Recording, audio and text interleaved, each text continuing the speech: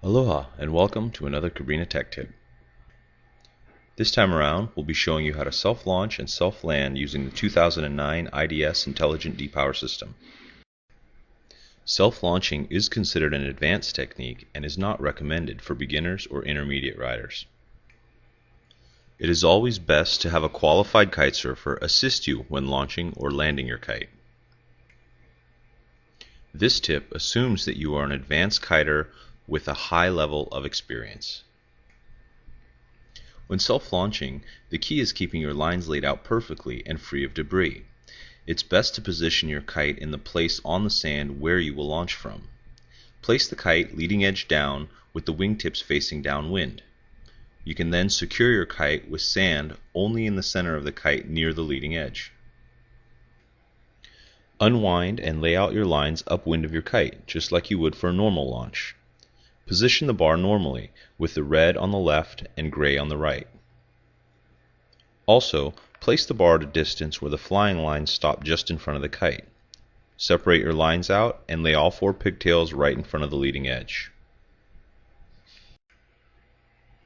Next, you'll want to lift up the kite by the leading edge and walk back over your lines a few feet until the kite's bridles appear to be about even with the end of the flying lines that you just laid out.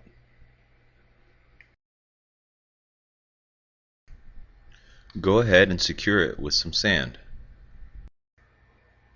Now, simply connect the flying lines to your kite. Be sure to check that neither the bridles nor the lines themselves are crossed or tangled with any foreign debris or on each other.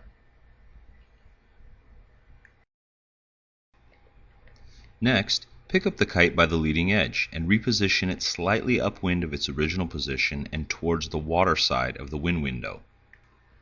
Notice how we've turned the kite slightly so the downwind wingtip, in this case the right side, starts catching a little bit of wind. Now, just place some sand on the upwind center section of the kite's canopy, in this case the left side. Make one final check of your lines to ensure that they are free and clear of catching on anything during the launch. Your flying lines should now be running around the back of the kite as shown, and you should have a clear path all the way to your control system. When you're ready to launch, go back to the control system, attach your bypass leash, and hook yourself into the harness loop. When you are confident that the lines are free and clear and you are ready to launch, slowly walk upwind to tension the control lines. Be sure to watch your kite while doing this. At this point, you will both see and feel your kite begin to rotate, bringing the wingtips into the wind and putting the kite into a reverse launch position. From here, you can perform a reverse launch just as you would on the water. Be sure to send the kite up slowly by pushing the bar towards the kite as it lifts off the ground.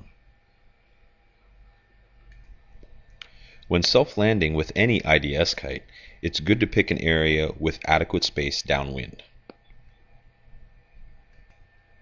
Simply position the kite just above the area where you'd like for it to land.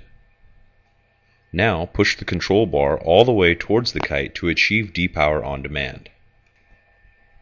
Immediately activate the main quick release.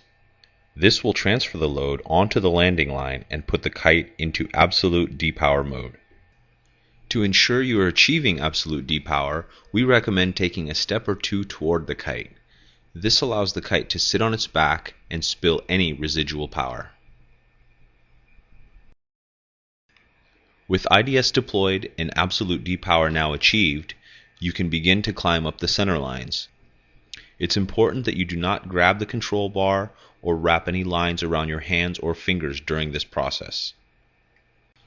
Simply continue toward the kite, grabbing both center lines hand over hand until you reach the leading edge. When you reach the kite, you can simply grab the leading edge, turn it over facing into the wind, and secure it with some sand. Or if you choose, simply deflate it. You're done. It's just that easy.